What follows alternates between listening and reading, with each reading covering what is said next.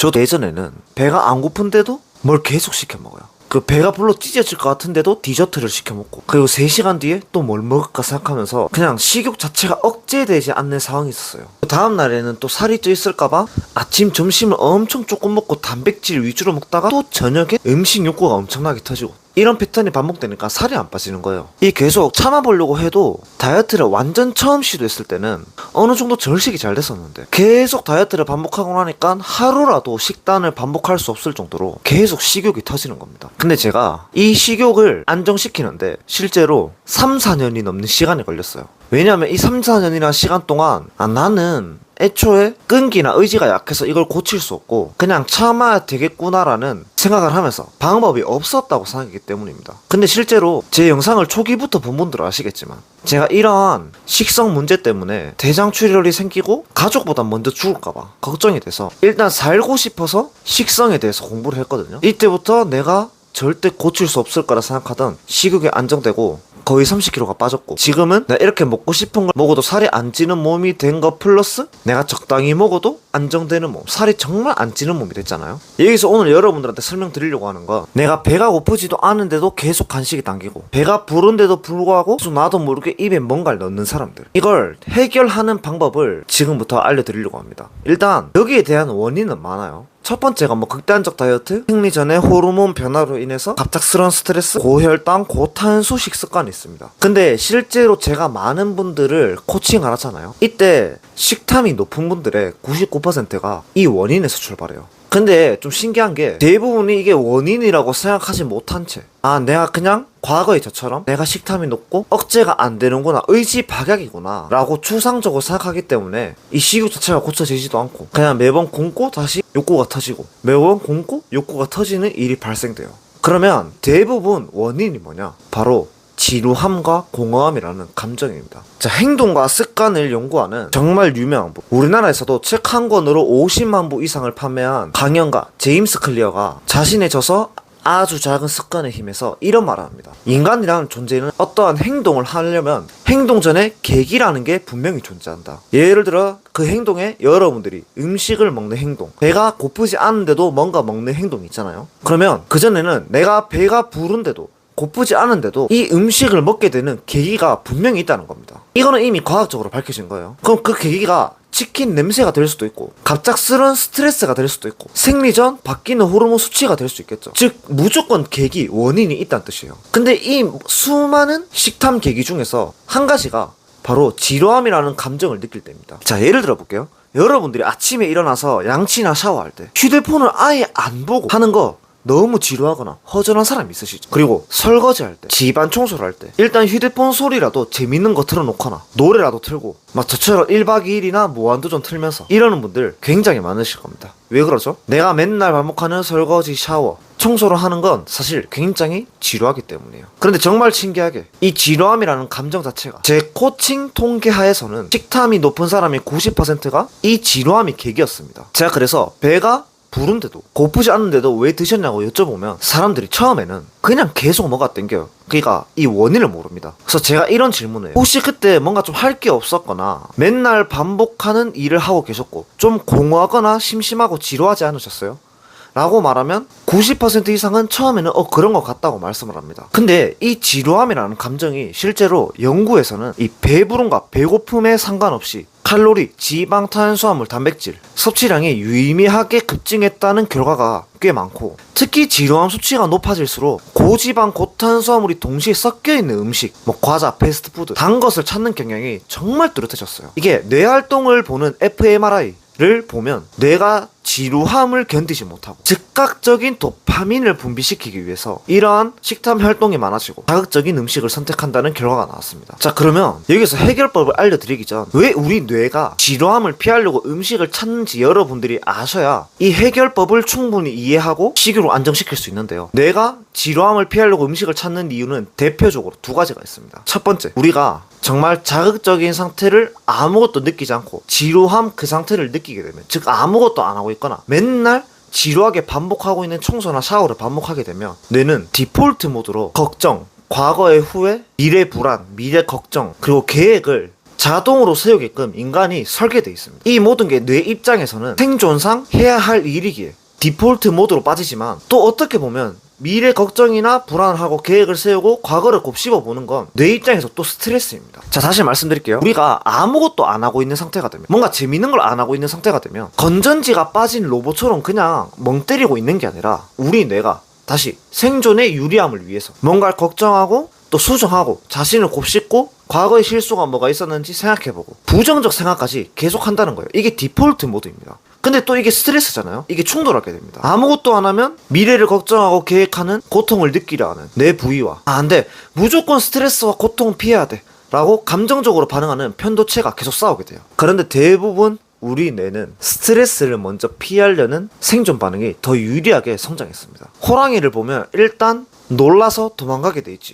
저게 어떤 호랑이지 곱씹어보고 곰곰이 생각하는 사람 없겠죠. 그래서 우리 뇌는 이러한 지루함이나 공허함이 느껴지는 순간 무의식적으로 내가 왜 식욕에 놓고 땡기지? 라고 생각지도 못한 채 바로 음식으로 피하거나 계속 욕구가 올라오고, 또는 음식이 아니더라도 인스타나 유튜브를 계속 보고 쇼핑을 하고 중독 성향이 계속 심해진다는 거예요. 그리고 나중에는 여기에 대한 현타가 오면서 나 진짜 왜 이러지? 미친놈인가? 라고 생각될 정도로 또 자신의 행동을 곱씹기 시작하고, 그게 또 고통으로 느껴지면서 또 뭔가 중독 성향으로 피하고 문제가 계속 심해진다는 거죠. 근데 이게 결국에 원인이 지루함, 공허함이라는 걸 평생 모르는 사람은 어떻게 할까요? 이 원인 자체를 모르니까 식탐 해밍이라는 걸 고치는데, 중독을 고치는데 시간이 꽤 오래 걸리게 될 겁니다. 남들보다. 어쩔 수 없는 거겠죠, 이건. 그래서 제가 방금 말씀드린 것처럼 저도 이걸 고치는데 몇 년이 걸렸다는 거예요. 그런데 실제로 이걸 알고 이걸 해결하는 방법을 아는 분은 이 식욕을 안정시키는데 1, 2개월밖에 안 걸리고 남들보다 진짜 한 2, 3년의 시간 아낀다는 겁니다. 위고비, 마운자로 막 한약 이런 거에 돈을 안 쓰니까 돈도 몇십만원, 몇백만원 아끼는 거죠. 그러면 이 식욕의 원인이 지루함이나 공허감일 때 이걸 해결하는 방법이 뭐냐? 실제 제가 회원님들한테 알려드리는 두 가지 통해서 식탐을 안정시키는 방법을 알려드리겠습니다. 제가 예전에 이 해결 방법을 찾으려다가 2년 동안 방법을 제대로 못 찾았어요. 근데 제가 실제로 저도슨 브루어라는 중독 심리학의 권위자를 책으로 만나고 제 회원님들 식탐이 안정됐다는 사례가 정말 기하급수적으로 늘어났거든요. 정말 여러분들한테도 도움이 될 내용이니까 꼭 집중해 주시기 바랍니다. 첫 번째는 내가 이제 식탐이 올라올 때 내가 현재 지루함이나 공허감을 느끼고 있는 상황인가? 라는 걸 일단 의식해보는 훈련과 연습을 매일 해보는 게 중요합니다. 이게 처음에 감이 없으신 분은 당연히 상황 자체가 지금 지루한 건가? 라고 헷갈리거나 의심하는 경우가 있는데, 만약 여러분들이 내가 지금 뭔가를 하고 싶은데 뭘 해야 될지 모르겠다 라는 느낌이 들면 실제로 지루함이나 공허감을 느끼는 게 맞습니다. 원래 전문가들이 정의하는 지루함이라는 게 뭔가를 하고 싶은데 딱히 뭔가 할 게 없을 때 그 자체를 지루함이라고 하거든요. 어쨌든 여러분들이 지루함을 느끼고 있어서 내가 이 스트레스를 느끼기 싫어서 식욕을 올리는구나 라는 걸 알아채는 훈련부터 하시는 게 굉장히 중요합니다. 자, 근데 물론 여기서 여러분이 내가 지금 지루함을 느껴서 식욕이 올라오는구나 라는 걸 알아채도 식탐이 바로 안정되고 안 먹게 된다, 이게 아닙니다. 대신 내가 왜 지금 식욕이 올라왔지? 라는 걸 눈치채보는 훈련조차 안 하면 인간의 행동은 나도 모르게 어떠한 행동으로 넘어가기 때문에 무의식적인 식사 행동 패턴 반복이 계속 나타납니다. 그래서 내가 이 지루함이라는 이기가 느껴져서 식욕이라는 감정이 올라오는구나, 내가 지루함을 느껴서 스트레스를 피하려고 식탐이 높아지게 만드는구나 라는 걸 이렇게 관찰자 입장에서 분리해서 바라본다는 연습으로 시작해 주셔야 돼요. 그래야만 내가 나도 모르게 음식을 바로 먹게 되는 행동을 일단은 방지할 수 있습니다. 자, 그리고 여기서 두 번째, 내가 지루하다는 걸 알아채도 처음에는 당연히 욕구가 터질 겁니다. 당연해요. 실제로 저한테 코칭 받는 분들도 식욕을 안정시키는데 시간을 들이니까요. 여기서 중요한 건 일단 먹고 싶은 음식을 드세요. 그게 막 케이크든 과자든 뭐든 상관없습니다. 이렇게 드시되 내가 지금 먹고 있는 이 간식이나 앞에 있는 음식이 식사 중간이나 후반쯤에도 내가 초반처럼 지금 쾌감이나 그 좋았던 맛의 쾌감 있죠? 뭐 질감, 맛, 이게 여전히 아주 좋게 느껴져서 내가 지금 먹고 있는지, 그냥 나도 모르게 맛도 제대로 안 느껴지고 이제 쾌감이 없는데도 계속 먹으면서 무의식적으로 입에 넣고 있는지를 식사 중간마다 체크해주는 연습, 훈련을 해주시는 게 굉장히 중요해요. 이 또한 내가 나도 모르게 배가 부른데도 맛도 쾌감이 안 느껴지는데도 불구하고 내가 배가 불러 터져야만 그때서야 이성을 되찾고 후회하고 숟가락을 놓게 되는 일을 방지하는 출발점이 돼요. 여기서 중요한 건 내가 막 10초에 한 번씩 내가 지금 배부른가, 내가 지금 맛의 쾌감이 안 느껴지나, 이걸 체크하는 게 아니고 2, 3분에 한 번씩 그냥 1, 2초 정도 내가 지금 이걸 맛있어서 먹고 있나? 내가 지금 배고파서 먹고 있나? 쾌감이 진짜 박살나나? 라고 한번 생각을 해보는 겁니다. 1, 2초 정도. 그리고 초반에 비해서 쾌감이 묻어졌는데도 불구하고 나도 모르게 입안으로 계속 넣고 있는지를 한번 생각해보는 거예요. 근데 이 두 가지 훈련은 하루아침에 단기간에 효과를 절대 주지 않습니다. 왜냐하면 여러분들이 지루함이라는 계기로 배가 안 고픈데도 계속 먹는 행동을 여러분들이 만약 몇 년 동안 반복해온 사람들은 이 회로 자체가 뇌에 굉장히 공식처럼 강하게 박혀 있습니다. 그래서 처음에는 내가 지루한 걸 알아차려도, 쾌감이 별로 없다는 걸 알아차려도 계속 먹게 될 거예요. 왜냐하면 습관이기 때문입니다. 그게 정상이에요. 근데 내가 이거를 몇 주, 한 달, 두 달 동안 훈련을 천천히 해봤을 때 시간이 지나면서 내가 뭔가 점점 예전보다 식탐이 안정되고 중간에 먹는 걸 중단시키게 되고 뭔가 개선이 있다라는 걸 알아차리게 되면 이때 또 해야 되는 필수 불가결한 행동 원칙이 있는데, 바로 여러분의 기분과 컨디션이 얼마나 나아졌는가를 구체적으로 글쓰기 하거나 실제로 내 기분과 감정이 어땠는지 한번 관찰해보는 게 정말 중요해요.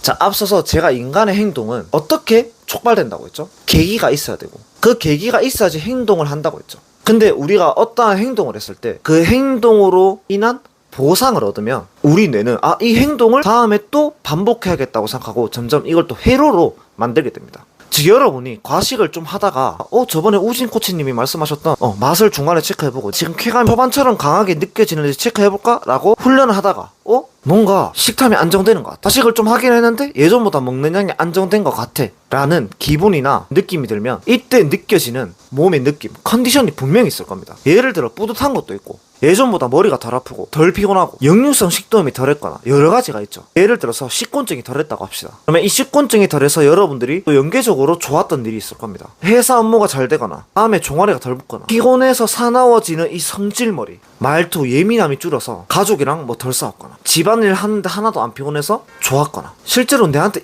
있었던 좋았던 일이 모두 무엇인지 기록하거나 관찰하는 게 굉장히 중요해요. 아랫배가 덜 아팠거나 브레인 포구가 덜했거나 아주 사소하면서 좋았던 일들을 전부 글쓰게 해주고 기록해주는 게 굉장히 중요합니다. 그러면 우리는 여기서 내가 과식을 할 때 지금 막회감을 느껴보고 중간에 멈추는 게 오히려 더 좋은 행위구나, 배불러 터질 때까지 먹는 것보다 중간에 멈추는 게 더 이득이 많구나라는 걸 계속 학습하기 시작하면서, 그리고 이걸 또 습관으로 만들어줍니다. 그럼 나중에 내가 의지력으로 이걸 참아야 돼 하면서 먹는 양을 줄이는 게 아니라 알아서 놓아주기 시작한다는 거예요. 그리고 이게 결국 습관이 되면서 그 다음부터는 노력하지 않아도 배가 조금만 차면 음식을 놓게 되고 여기서 놔야 된다 라는 게 일상이 된다는 겁니다. 여러분, 소식자 적게 먹는 분들이 왜 적게 먹는지 아세요? 그분들은요 잘 참는 게 아니에요. 제가 앞서 말씀드렸던 이러한 보상 체계들, 적당히 먹어야지 오히려 하루가 더 좋고 뭔가 이득이 있다라는 걸 아주 잘 알고, 과식하면 느껴지는 손해 체계들이 무엇이 있는지 무의식적으로 알기 때문에 알아서 참아지는 겁니다. 참는 게 아니라 이 원리들을 여러분들이 아셔야 지금 당장 소식자들처럼 적게 먹는 건 아니지만 나도 점점 할 수 있다는 자신감이 생기고 좀 더 식욕이 안정되고 보상을 느끼고 감량이 나타난다고 정말 자신있게 자부드릴 수 있습니다. 그러니까 제가 앞서 알려드린 세 가지, 내가 지루함이 느껴지고 있구나라는 걸